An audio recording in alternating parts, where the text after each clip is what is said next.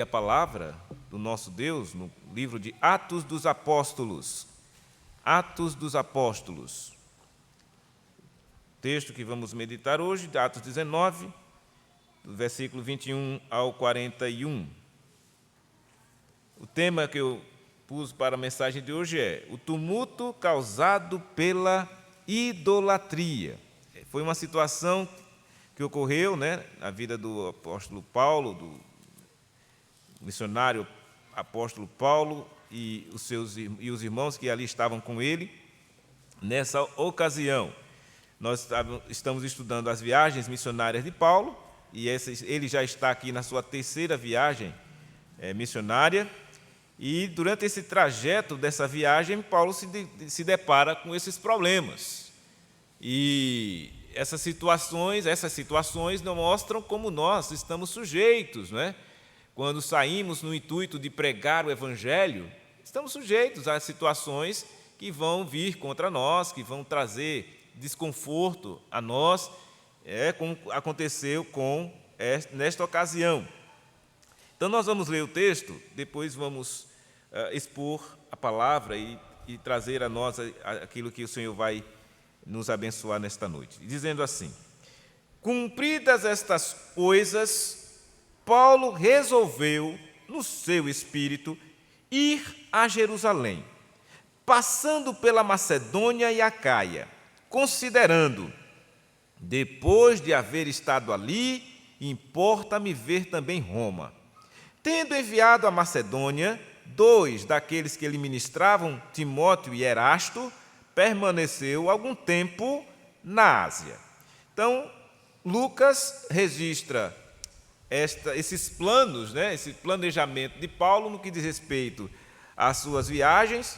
Ele acabara de cumprir um trabalho aqui na cidade de Éfeso, E ele diz que cumpriu estas coisas ali na cidade de Éfeso. O que aconteceu lá nós já sabemos, nós estudamos domingo passado.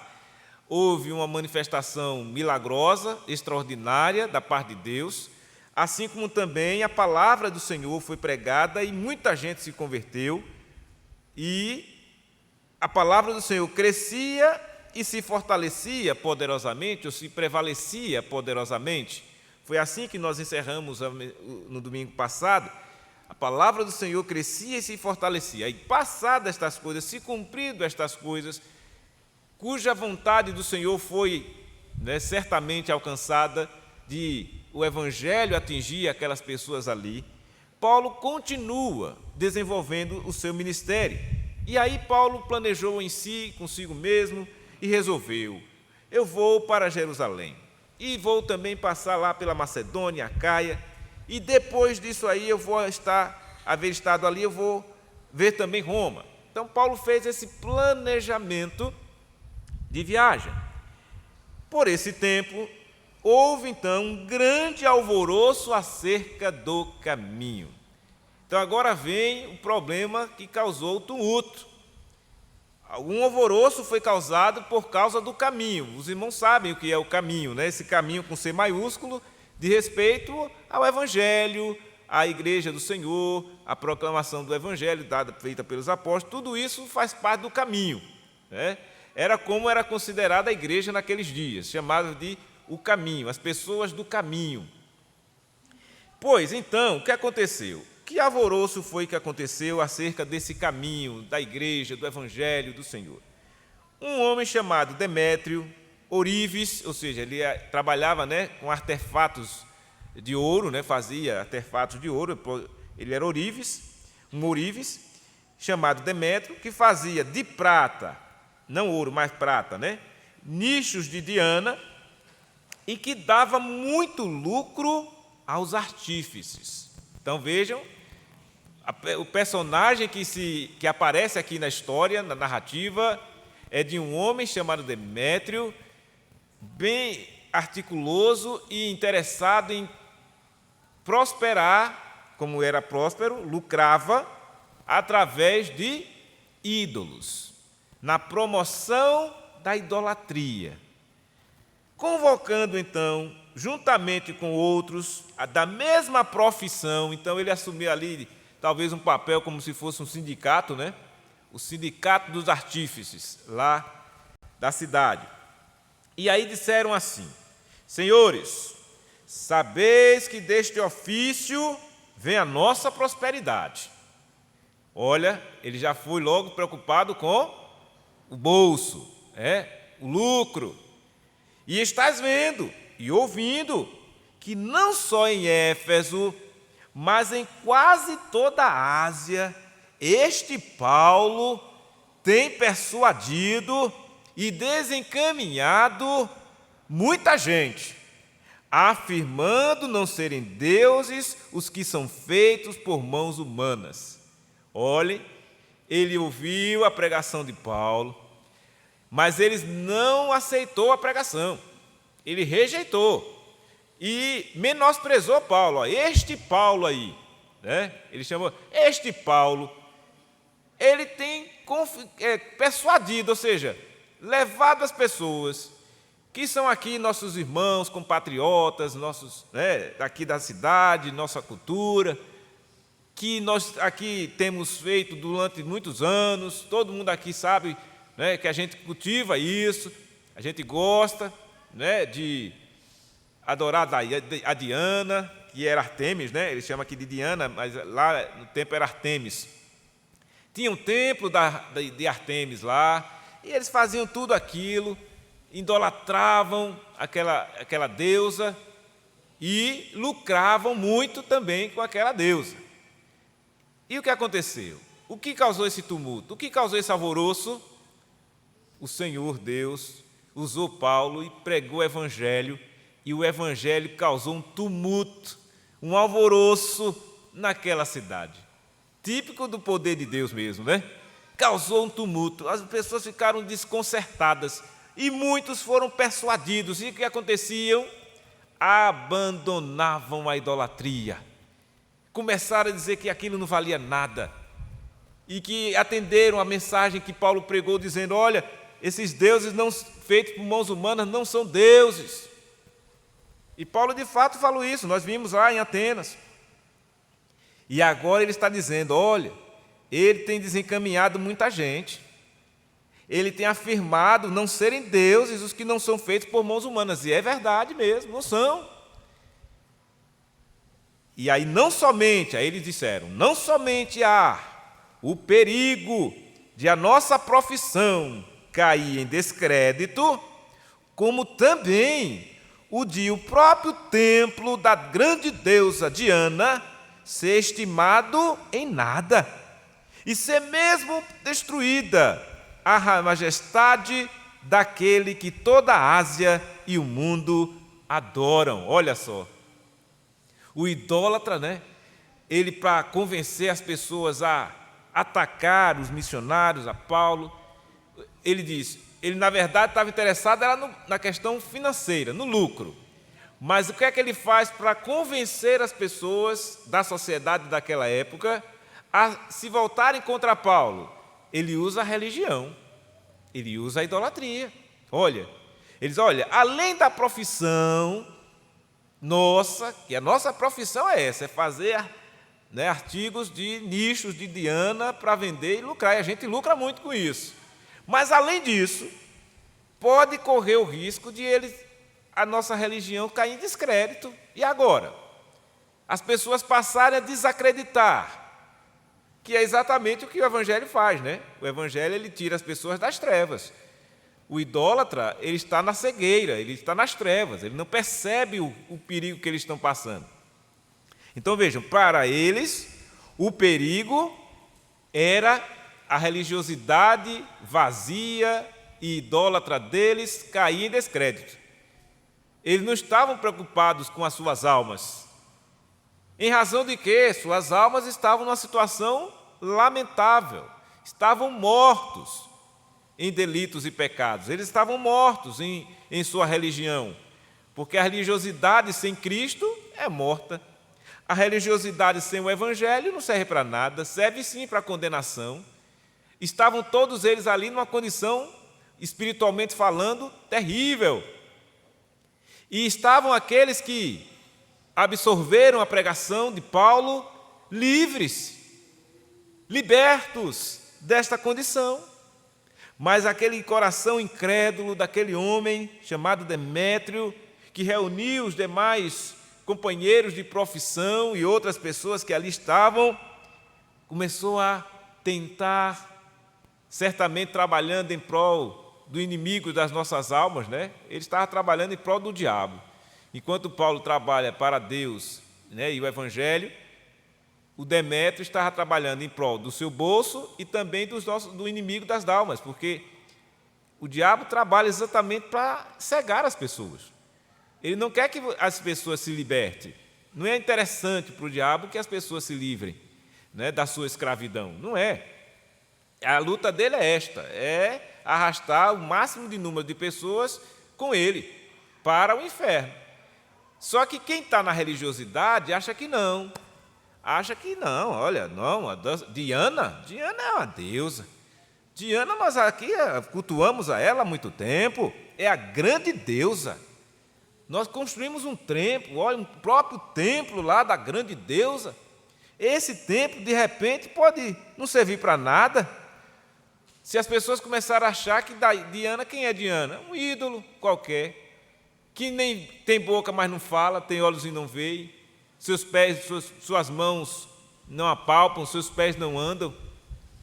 É esse ídolo aí, Diana e tantos outros ídolos que existiram nos tempos dos apóstolos, que existem nos dias de hoje. Esse é o problema. São ídolos, apenas ídolos, que de fato não são deuses, como Paulo afirmou. Não são deuses, esses que são feitos por mãos humanas. Mas eles insistem. Olha, ouvindo isso, encheram-se então de furor. Os idólatras, né, o povo em geral, idólatra, se encheram de furor. E aí eles clamavam: grande é a Diana dos Efésios. Os idólatras ficaram aguçados e vieram agora clamar pela sua deusa. E aí a cidade foi tomada de confusão. E todos, a uma, arremeteram para o teatro, arrebatando os macedônios Gaio e Aristarco, companheiros de Paulo. Então vejam, o tumulto começou por causa da idolatria daqueles homens. Eles não queriam abrir mão do seu ídolo, foram inflamados pelo Demétrio e eles assumiram então uma posição de violência. Começaram a ficar violentos. Olha, para onde a idolatria os levou. Apesar de clamar e clamar pela sua deusa, eles começaram a criar uma confusão. E foram lá e prenderam Aristarco e Gaio, que eram companheiros de Paulo, porque não encontraram a Paulo, foram nos seus companheiros. E aí, querendo este apresentar-se ao povo, não lhe permitiram os discípulos. Os discípulos, não vá a Paulo, né? Não faça isso. E também as iarcas, que eram amigos de Paulo, mandaram rogar-lhes que não se arriscassem indo ao teatro. Olha como Paulo era destemido, hein? Viu a confusão toda, viu que prenderam Gaio e Aristarco e Paulo, vou lá. Aos irmãos, não, Paulo, não vá, é arriscado. Uns, pois, gritavam de uma forma, outros de outra, porque a assembleia caíra em confusão. E, na sua maior parte, nem sabiam por que motivo estavam reunidos. Está vendo, irmãos? O que é que a cegueira faz? É a cegueira. Começou uma confusão por causa de um ídolo, que na verdade não era nada, como Paulo já tinha afirmado. Confusão esta que foi se avolumando. E aí eles começaram a gritar pelo nome de Diana. E aí todo mundo foi inflamado. E aí partiram para a violência. E agora já estavam ali, todo mundo, numa grande confusão.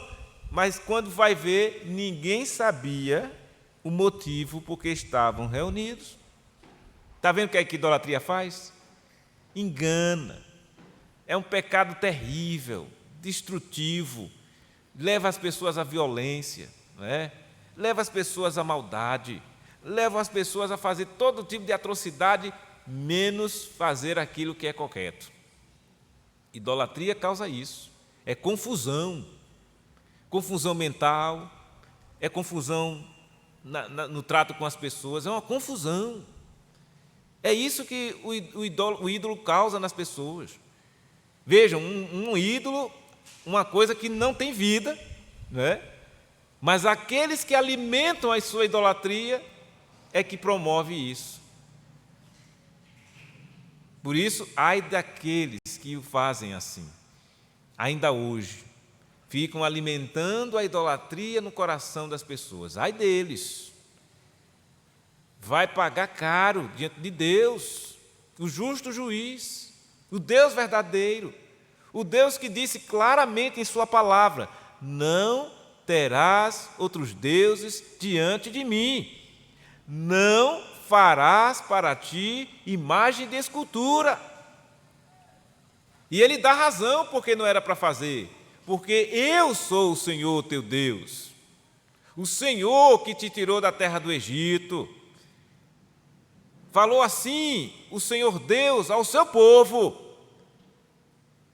Até mesmo porque quem não é povo de Deus, essas palavras vão entrar pelo um ouvido e sair pelo outro.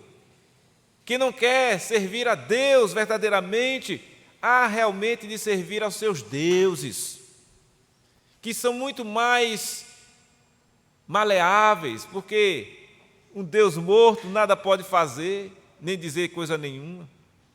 E para piorar a situação dessas pessoas, vejam, atribuir poderes a uma imagem que não tem. Eu fico triste quando vejo e lamento aquelas situações de pessoas que botam faixas. Eu já vi isso várias vezes, passando por lugares assim. Eu agradeço a São Santo Expedito, porque pela bênção alcançada. Eu agradeço a Luzia, agradeço a Cidinha Aparecida, agradeço. Ninguém alcançou coisa nenhuma através dessas pessoas, que foram seres humanos, que se viveram uma vida de piedade, se creram em Deus, se creram em Jesus, foram salvas, como Paulo, João, Maria e tantos outros servos de Deus das Escrituras, que os homens, em vez de seguir o exemplo, o que é que Maria fez? Engrandeceu o Senhor. Maria não disse: adorem a mim, que eu fui uma mãe de Jesus. Não, Maria não disse isso. Maria disse: minha alma engrandece ao Senhor, o meu espírito se alegra em Deus, o meu Salvador. Maria foi a bem-aventurada mãe de Cristo. Bem-aventurada foi ela, porque ela recebeu do Senhor essa incumbência, essa missão, mas nunca, nem nas Escrituras, nem em parte alguma, está se dizendo que Maria tomou para si alguma divindade, de se achar alguma coisa. Não, de maneira alguma, muito pelo contrário. As Escrituras deixam claro essa questão. Maria creu em Jesus, Maria foi salva por Jesus. E tantos outros irmãos que os homens pegam essas pessoas e dizem: agora vamos venerá-las. Olha, vamos fazer aqui uma imagem dessas pessoas e vamos agora cultuá-las. Vamos fazer isso e por aí. Que loucura! É confusão. Quando a coisa mais simples a se fazer é adorar a Deus e somente a Deus, o Deus criador de tudo e de todos, o Deus que criou os céus e a terra, o Deus que de fato é desconhecido pela maioria, mas que Paulo teve a oportunidade de dizer: esse Deus que vocês não conhecem é o que eu prego. É desconhecido, mas aqui estamos, enquanto igreja, pregando a Cristo, pregando ao Senhor, pregando o Evangelho, para que Ele seja conhecido.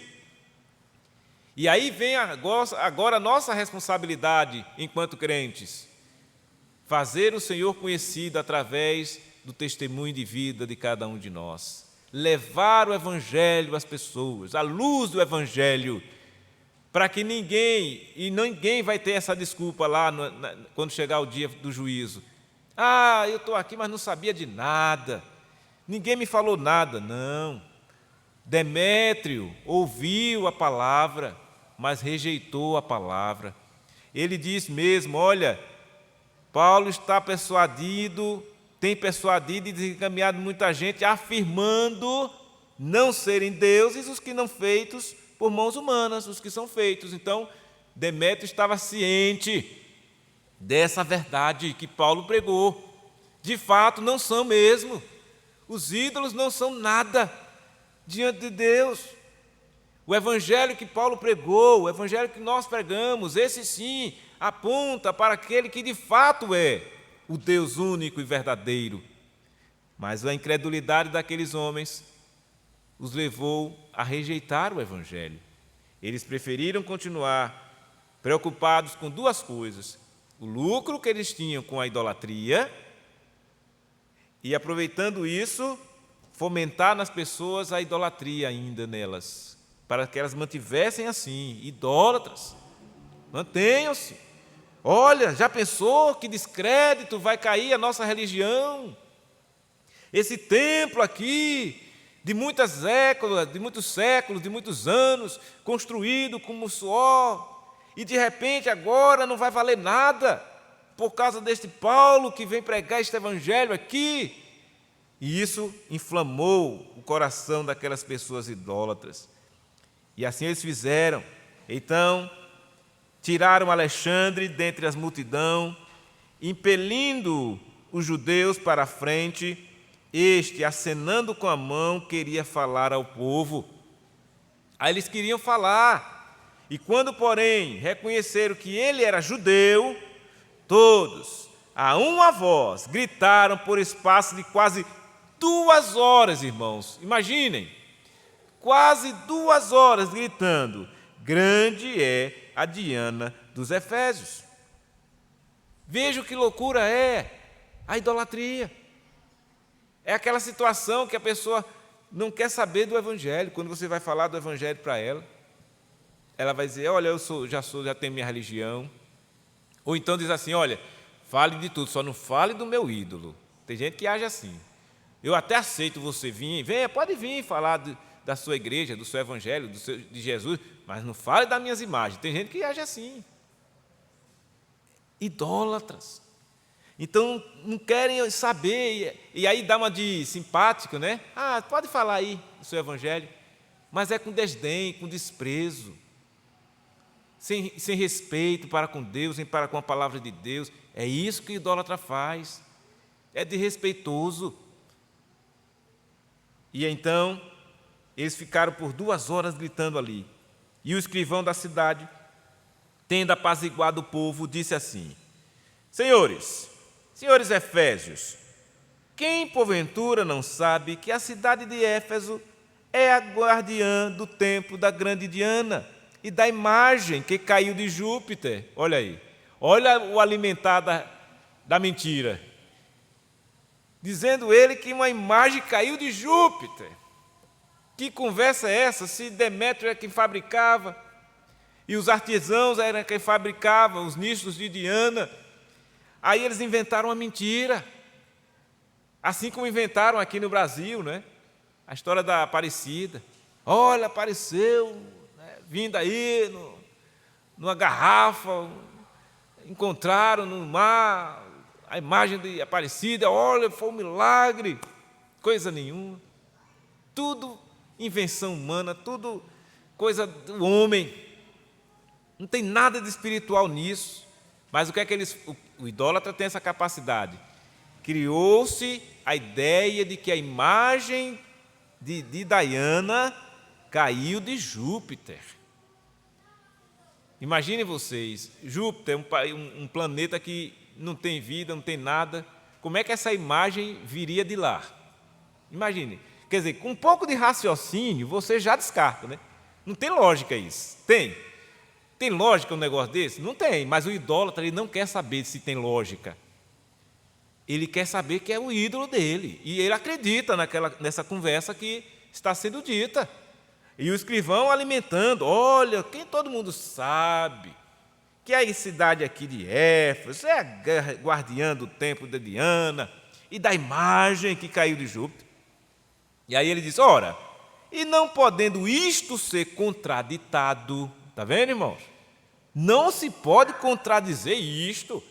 Quem há de se levantar e dizer: eu estou desconfiado dessa história aí, eu não confio que essa imagem veio de Júpiter. Ninguém contradizia. É típico também da idolatria.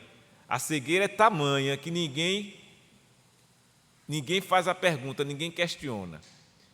Eu já ouvi pessoas virem dizer a mim que vai questionar um padre a respeito da questão da idolatria, e ele se esvai, sai de um lado, sai de outro, e não tem argumento, porque não tem explicação, a não ser a mera criação humana. Mas eles alimentam isso. Se alguém for querer saber, padre, como é que foi que aconteceu isso? Como é que veio essa imagem? Aí eles têm uma história para contar, inventam. Como inventaram essa aqui, da imagem que caiu de Júpiter e de Diana. Olha, no tempo de Paulo já era assim, imagine hoje. São histórias assim inventadas. E ainda diz assim, olha, isso não pode ser contraditado. Está vendo? Convém que vos mantenhais calmos e nada façais precipitadamente. Então o escrivão tomou a palavra para apaziguar os ânimos. E aí como é que ele fez para apaziguar os ânimos? Alimentou mais ainda a idolatria no coração daquelas pessoas, dizendo, olha, fiquem tranquilos, todo mundo sabe que aqui essa cidade é guardiã desse templo, dessa imagem, e ninguém vai contradizer nada disso. Fiquem tranquilos, tenha calma, porque estes homens que aqui trouxestes não são sacrílegos, que era Gaio e Aristarco, né? Não são sacrílegos, nem blasfemam contra a nossa deusa. Olha aí, a sensatez tomando conta da mente daquele homem, a sabedoria para lidar com a situação. Eles, olha, nem esses homens que vocês trouxeram aqui, que foi Gaio e Aristarco, que eles prenderam, né? Eles não estão indo blasfemando contra a nossa deusa. Muito pelo contrário. Eles nunca falaram nada contra as deusas deles. O que Paulo e os discípulos faziam era pregar o Evangelho. Eles pregavam a Cristo, somente Cristo. E aí, à medida que eles iam absorvendo a palavra e o Espírito Santo ia convertendo seus corações, eles naturalmente abandonavam a idolatria e começavam a seguir a Cristo, junto com os discípulos, com os apóstolos. Simplesmente isso. Então, eles não chegavam lá, de maneira muito sábia até, né, batendo na deusa. Até mesmo porque os discípulos sabiam que isso não era razão de ser, não tinha essa preocupação. Assim como nós aqui. Nós não precisamos sair daqui e bater lá nos idólatras. E chegar lá nos idólatras, vocês são isso, são aquilo. Não precisa disso. Basta-nos a nós fazer o quê? Pregar o Evangelho. Mostrar essa verdade, que só Jesus é Senhor e Salvador. E só você e eu e qualquer pessoa aqui só precisa crer nele, porque é só ele que é o caminho, a verdade e a vida. É isso que tem que ser dito. Eu não preciso atacar o ídolo de ninguém. Agora, uma coisa eu sei, quem crer nesse Jesus vai estar liberto.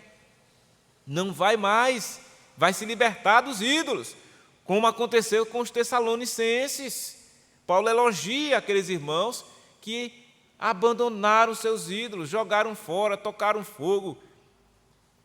Não precisou os discípulos ir lá e me dá aqui seus ídolos que eu vou quebrar. Não. Cada um do idólatra que se converte, ele mesmo é quem toma a atitude. E essa era a preocupação daqueles homens lá, de Demétrio e dos demais. Olha, como é que vai acontecer? Se as pessoas começarem a se converter aí nessa pregação de Paulo, o que é que vai acontecer? Nós não vamos ter mais ninguém para comprar os nossos ídolos, os nossos nichos aqui de Diana. Ninguém vai mais interessar em ir para o templo de Diana, vai esvaziar. Essa era a preocupação daqueles homens. Portanto, se Demétrio, ele diz, o escrivão, né? Se Demétrio e os artífices que o acompanham têm alguma queixa contra alguém, há audiências e procônsules que se acusem uns aos outros. Mas, se alguma outra coisa pleiteais, será decidida em assembleia regular. O que é que está acontecendo aqui? A justiça sendo feita. A justiça. Olha, Veja bem, se você tem alguma coisa contra alguém, se você acha que a pessoa defraudou, se a pessoa ofendeu, vá para a justiça, procure lá as vias legais e não causar o tumulto na sociedade, não causar essa confusão que está aqui, porque nem resolvia o problema e piorava a situação. E mais, nenhum daqueles que haviam sido persuadidos e, como ele disse, e sido desencaminhado da idolatria, tenho certeza que nenhum deles reclamaram porque deixaram a idolatria. Tenho certeza disso. Eu não conheço ninguém aqui que foi idólatra um dia e foi liberto da idolatria e dizer: puxa vida, eu não queria ser liberto. Nenhum diz isso, ninguém diz isso. Todo mundo que teve a graça de Deus sobre a sua vida e se livrou da idolatria, louva a Deus, agradece a Deus, não quer mais saber daquilo. E de uma maneira bem natural, bem tranquila. Não é uma imposição, A gente não impõe nada a ninguém. Esses dias a gente estava, eu com a irmã Joselita, uma senhora que a gente está evangelizando, e ela tem lá os seus ídolos. Aí ela, a gente conversando, falando do evangelho, ela disse assim: e o que é que eu faço com essas imagens, A gente, olha, a gente está aqui pregando Jesus. A senhora crê que Jesus é o Senhor e Salvador? Se a senhora crê nisso, a senhora mesma é que vai dar fim a isso aí. Aí ela demonstrou um certo apegozinho e disse assim: mas eu acho bonita, eu acho bonita, as imagens aqui. Sim, mas não tem valor de nada, mesmo. Isso aí. Se a senhora tem esse privilégio de ter a Cristo em sua vida para a sua salvação, é isso que importa. Os ídolos da nadação não tem valor nenhum. A palavra de Deus advertiu, eu li lá o texto bíblico, o Senhor dizendo: não façam nenhuma imagem, não criem isso, abandonem essas coisas.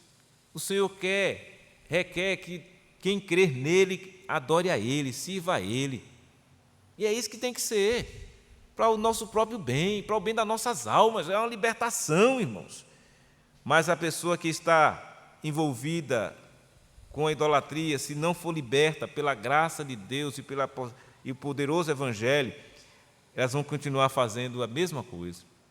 Porque também ele diz assim, diz o escrivão: também nós corremos o perigo de que, por hoje, sejamos acusados de sedição, não havendo motivo algum que possamos alegar para justificar este ajuntamento. Olha aí, vamos ser acusados, ou seja, vai ser revertido contra nós, viu? Você, Demétrio, todos vocês que estão aqui causando essa confusão toda, esse tumulto, por causa dos seus ídolos, da sua idolatria, do seu negócio, cuidado, porque isso pode ser revertido contra nós, diz o escrivão. E aí nós corremos o perigo de, por hoje, sermos acusados de sedição. Já pensou chegar nas autoridades lá? Olha, o pessoal ali está criando uma confusão, estimulando a violência, a maldade contra as pessoas que certamente eram benquistas na sociedade, homens que ninguém tinha o que dizer, Gaio, Aristarco, Paulo. A raiva toda daqueles homens era simplesmente porque Paulo pregou o Evangelho e muita gente foi liberta da idolatria. E aqueles que estavam ainda presos à idolatria foi que causou a confusão. Então aí nós podemos perceber, irmãos, nós podemos perceber claramente o que um idólatra ou a idolatria causa na vida de uma pessoa: confusão, escravidão, e muitos se aproveitam dela para lucrar. Para lucrar, tirar proveito, que é exatamente uma das razões da manutenção desse tipo de coisa. Porque já imaginou, é uma indústria, é uma coisa, fabricações de ídolos de todo tamanho, nichos, grandes, pequenos. Nós sabemos muito bem do que estamos falando, no que diz respeito à cidade que nós moramos, nesse quesito. Nessa preocupação do ídolo e tal, de criações disso e daquilo outro. Mas vejam, nada disso impede a progressão do Evangelho. Nada disso impediu que você hoje estivesse aqui, não para idolatrar nada nem ninguém, mas para adorar tão somente a Deus. Então, diante disso, é o que nós devemos ter esse exemplo e dizer assim: ora, eu não preciso ficar agora temorizado com os idólatras. Nós não precisamos ter medo dos idólatras, nem ficar sujeitando-se também aos ídolos deles. Não. O que você e eu temos que fazer e continuar fazendo é pregar a Cristo, viver a Cristo, e esse evangelho maravilhoso que nos alcançou, poderoso evangelho que deve nos mostrar uma maneira de não se envergonhar, mas ter ousadia de falar. Porque é só Ele, irmãos, só este evangelho que pode libertar uma alma idólatra.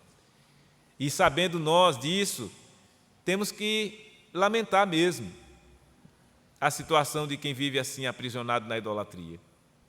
Mas jamais ir até eles com arrogância, com raiva, não, vamos com compaixão de mostrar a eles o caminho para a vida. Vão rejeitar? Com certeza, muitos vão rejeitar, mas outros vão ser persuadidos, como muitos foram no tempo de Paulo. E muitos foram, vocês também foram. Vocês que aqui então e se encontram e outrora foram idólatras, hoje já não são. E aí vocês mesmos também são essa forte testemunha de que agora vocês podem e devem levar a luz a este mundo que é Jesus. Tirar dessas pessoas que estão escravizadas nas trevas, na idolatria. E a melhor coisa que você faz não é falar do Deus da pessoa lá, do ídolo não, viu? A melhor coisa que você faz é pregar Jesus. Pregue a Jesus. Não adianta você dizer: fulano, larga esse ídolo. Não adianta dizer isso. Fulano, isso aí não vale. Não adianta dizer isso. O que você tem que dizer é: olha, fulano, Jesus é o Senhor e Salvador. Olha, vamos ler aqui a palavra de Deus, vamos estudar a Bíblia, vamos ver o que é que a palavra de Deus diz sobre a sua vida. Você é um pecador, precisa de salvação, quem salva é Jesus. E pronto. Prega o Evangelho. Por quê? Porque se você for debater com o idólatra, vai causar confusão. Lembro de uma época, um homem de uma determinada igreja foi pegar um ídolo e quebrar, e foi uma confusão na televisão, e ficou aquela repercussão toda. Quer dizer, trouxe confusão. Se ele pregasse a palavra, fosse pregar, era bem melhor, né? Então, nós não podemos entrar na confusão. O escrivão reconheceu que aqueles homens jamais blasfemou contra a deusa deles. Paulo, nem Aristarco, nem Gaio, ninguém falou contra a deusa deles. O que Paulo fazia? Pregava o Evangelho. E ao pregar o Evangelho, as pessoas eram persuadidas a crer em Jesus e por isso deixavam os ídolos. Mas ele não precisava dizer: rapaz, olha, passa para cá, para a minha religião. Não era assim que Paulo fazia. É bem melhor aqui, olha, nós não temos ídolos, vocês têm. Não. Até mesmo porque Paulo era consciente de que o idólatra, ele só tem essa chance de deixar de ser idólatra, crendo em Jesus. Enquanto ele não crê em Jesus, ele vai continuar sendo idólatra. Assim como o viciado, qualquer outra pessoa, em qualquer outra coisa. Eles só vão abandonar aquela coisa se crê em Jesus, irmãos. Pois só Jesus pode libertar. E mais ninguém. Não é você que vai convencer a pessoa, não. O convencimento seu para com alguém é você levar Jesus para ele. Leva a Cristo. Essa é a prerrogativa nossa. Pregar a Cristo, viver a Cristo o tempo todo, em todo o tempo. Testemunhar de Cristo. Até mesmo porque, para que o idólatra até olhe assim e respeite, só, rapaz, aquela pessoa ali é crente, mas eu não gosto muito de crente não, mas aquele fulano eu respeito, porque ele chega aqui também, não fala do meu ídolo, pronto, aí fala de Jesus. E aí você consegue alcançar essas pessoas. É claro que essas pessoas podem agir como agiram Demétrio e tantos outros, continuaram presos à idolatria, mas também podem agir como agiram os demais, que foram persuadidos e, portanto, desencaminhado, como diz Demétrio, muita gente, Paulo assim o fez, afirmando que aqueles deuses não eram feitos por mãos humanas. Então, prega o Deus vivo e verdadeiro. Até mesmo porque a realidade se impõe a essas pessoas que continuam na idolatria. A Bíblia diz claramente, não entrarão no reino dos céus.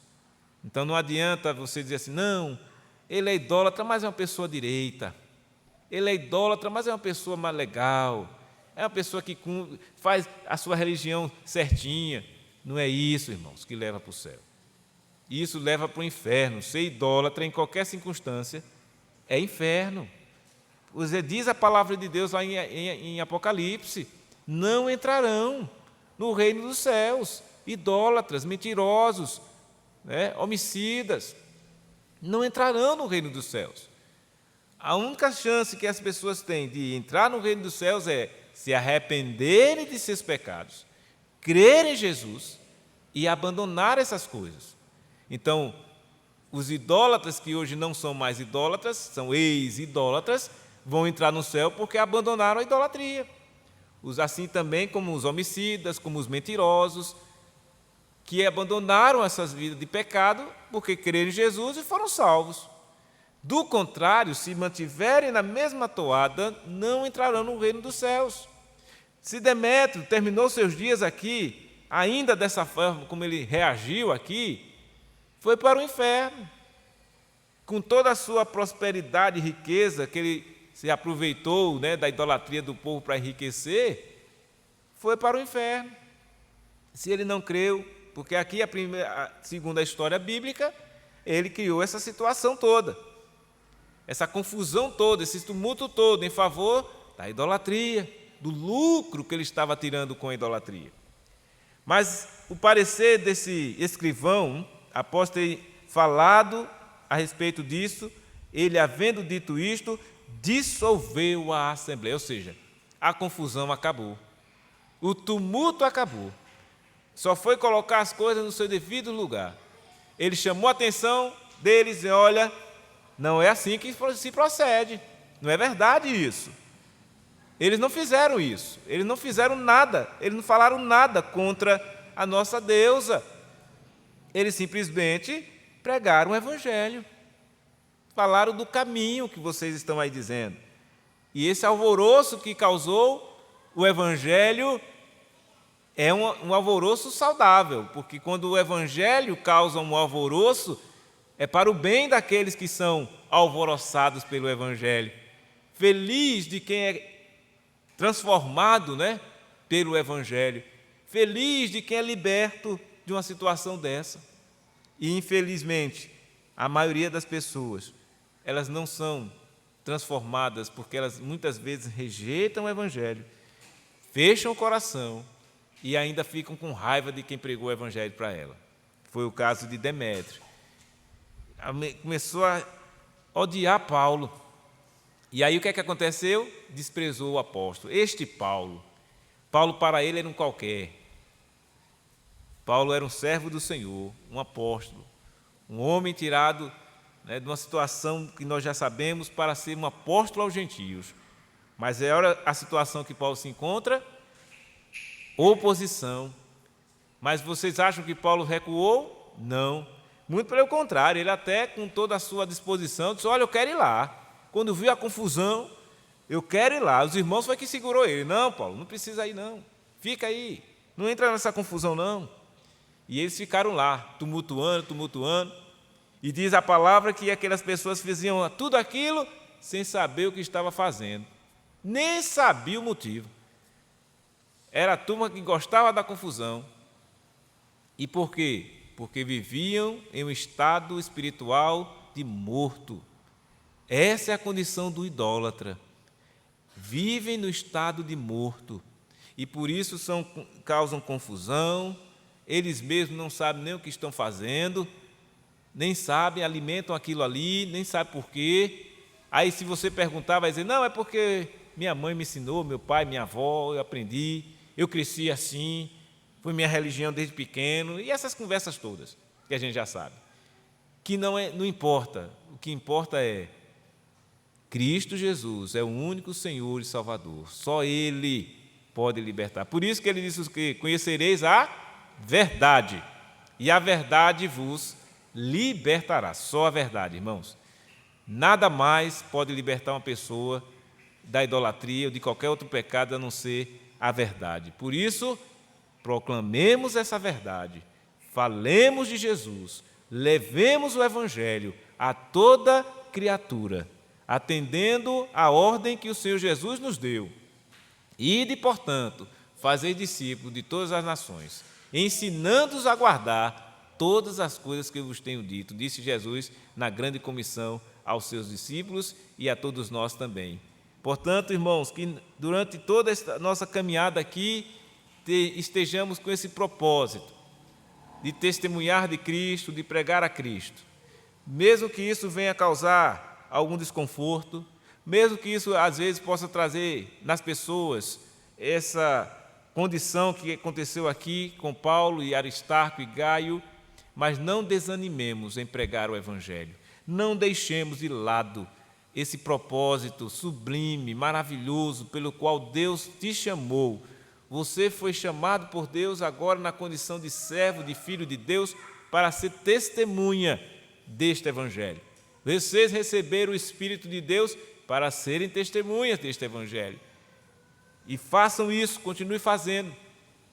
E não se importem com a oposição que certamente virá, mas se mantenham firmes diante de tudo que possa acontecer, porque de acordo com a nossa fidelidade ao Senhor, é certo que nós vamos ter um grande trabalho sendo feito e realizado, e Deus, através de nós, será sempre glorificado, porque estamos atendendo ao seu chamado, estamos atendendo à missão pela qual Ele nos deu. Oremos ao Senhor. Ó Deus bendito, Deus amado, nós te louvamos e te agradecemos pela tua palavra, em sabermos, ó Pai, que graças ao Evangelho do Senhor, fomos tirados de confusões, de luz, de trevas que estavam sobre nós, pois agora estamos na luz, que é Cristo, o Senhor. Estamos agora, Deus, cientes do poder que tem o teu Evangelho, transformador, capaz de persuadir as pessoas, de trazê-las, ó Deus, para a luz.